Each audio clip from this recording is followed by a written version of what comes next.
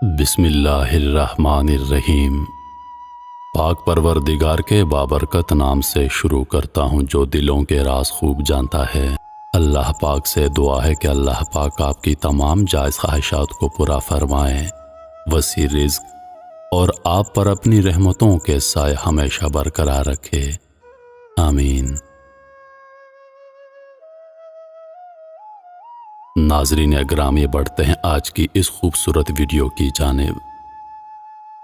دمشق میں ایک بہت بڑی مسجد ہے جو کہ مسجد توبہ کے نام سے مشہور ہے۔ اس میں ایک طالب علم جو کہ بہت زیادہ غریب اور عزت نفس میں مشہور تھا، وہ اسی مسجد کے ایک کمرے میں ساکن تھا۔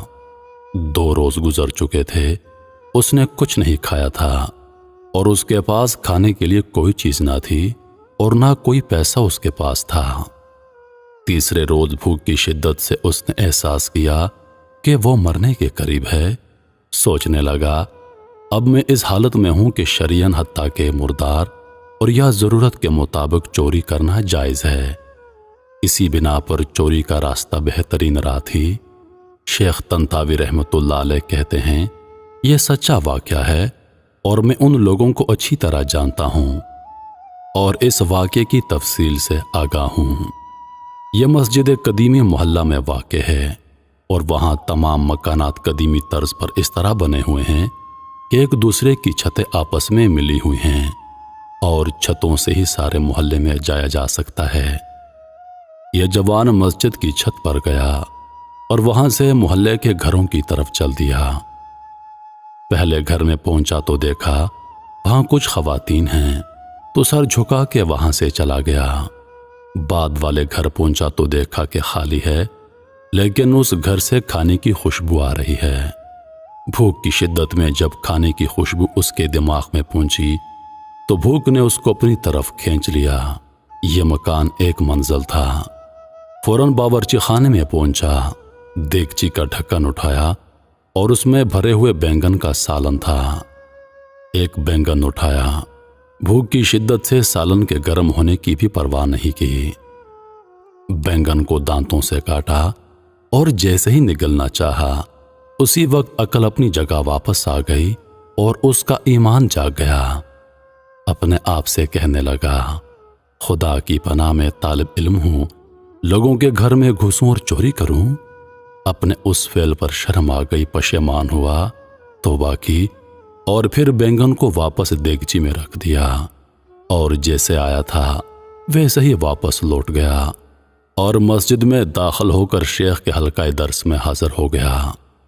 بھوک کی شدت سے سمجھ نہیں پا رہا تھا کہ شیخ کیا درس دے رہے ہیں۔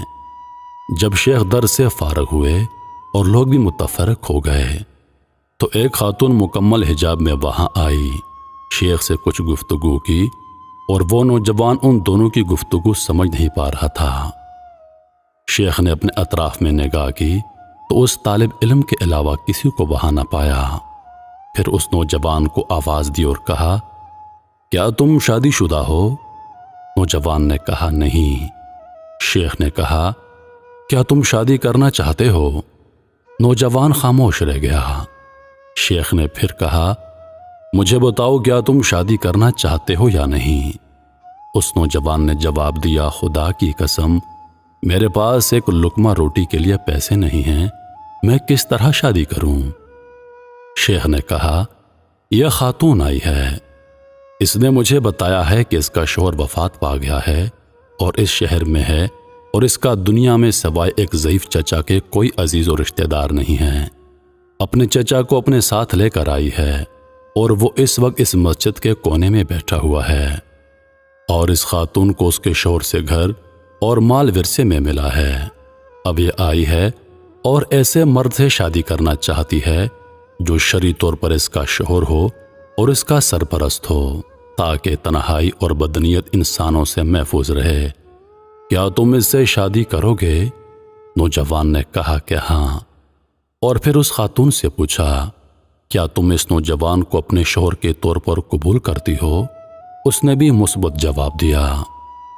شیخ نے اس خاتون کے چچا اور 2 گواہوں کو بلوا کر ان دونوں کا نکاح پڑھوا دیا اور اس طالب علم کے بجائے خود اس خاتون کا مہر ادا کیا اور پھر اس خاتون سے کہا اپنے شوہر کا ہاتھ تھام لو۔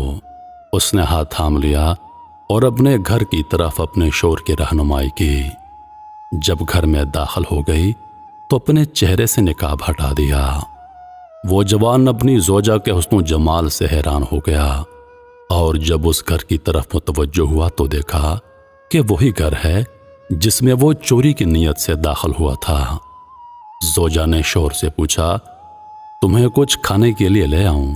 شوہر نے کہا کہ ہاں۔ اس نے دیگچی کا ڈھکن اٹھایا اور بینگن کو دیکھا اور بولی عجیب ہے، گھر میں کوئی آیا تھا اور اس نے بینگن کو دانتوں سے کاٹا ہے۔ وہ نوجوان رونے لگا اور اپنا سارا قصہ اس کو بیان کر ڈالا کہ مجھے شدید بھوک لگی تھی، میں چوری کی نیت سے تمہارے گھر آیا تھا، لیکن جیسے ہی میں نے بینگن کا ڈھکن اٹھا کر بینگن کو دانتوں سے کاٹا تو میرا ضمیر جاگ گیا